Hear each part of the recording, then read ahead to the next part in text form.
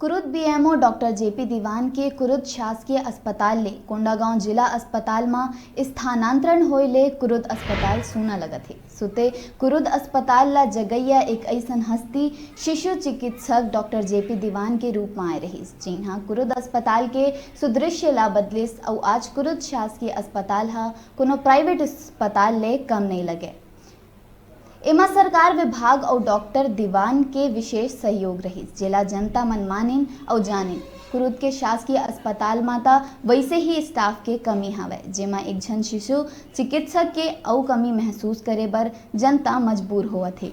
एकरे सेती कुरुद के जनता मन डॉक्टर जेपी दीवान के स्थानांतरण ला रुकवाए के मांग सरकार ले करत हवे।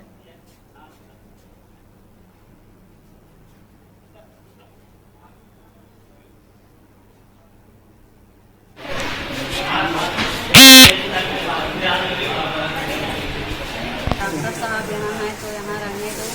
बच्चे मन की कहीं भी तबीयत खराब होती तो यहाँ से उठा के ला के यहाँ इलाज पानी करवाता हूँ, ठीक से इलाज पानी होते बच्चे मन के। यहीं रहने दो डॉक्टर से, यहाँ से नहीं होना चाहिए।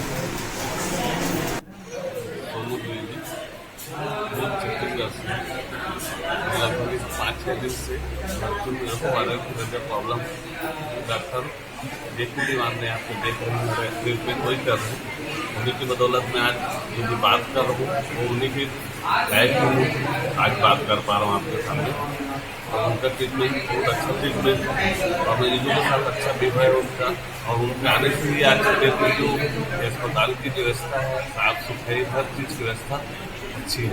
उनके स्थानांतरण से क्या फर्क पड़ेगा? उनके स्थानांतरण से यही फर्क पड़ेगा कि व्यवस्था जो पूरा चरमरा जाएगी।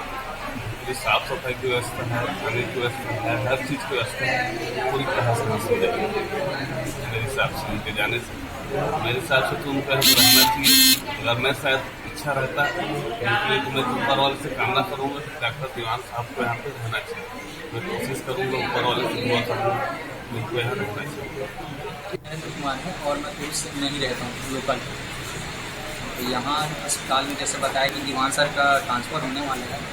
पहली बात तो ये है कि यहाँ पे सुविधाएं नहीं थी, दूसरी बात ये है कि सुविधाएं आई, और तीसरी जो मुख्य बात होती है वो होता है सुविधाओं का समन्वय करना और उसको अच्छे से चलाना या प्रबंधन करना।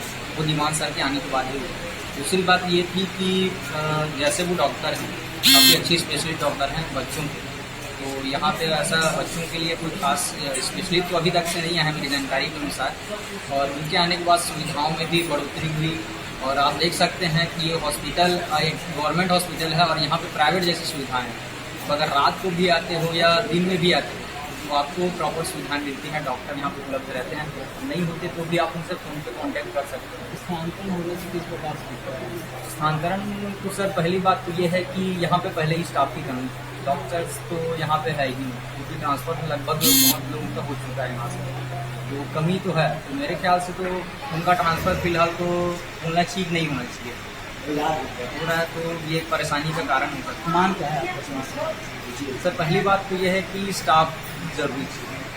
अगर स्टाफ अगर आ रहे हैं तो ट्रांसफ़र की तो बात बाद में करेंगे सर, पहले तो स्टाफ ही ज़रूरी है। मैं सुजीत कुमार साहू पुरुष से। यहाँ न बच्चों का महिला रोग विशेषज्ञ नहीं है, और एक जेपी दीवान है जो शिशु रोग विशेषज्ञ है, उसका भी कोंडागांव स्थानांतरण हो रहा है। यहाँ की मूलभूत सुविधा भी उसी का देन है, और सुविधा बनाए रखने के लिए दीवान सर का रहना बहुत ज़रूरी है। यहाँ इसका स्थानांतरण रोका जाए।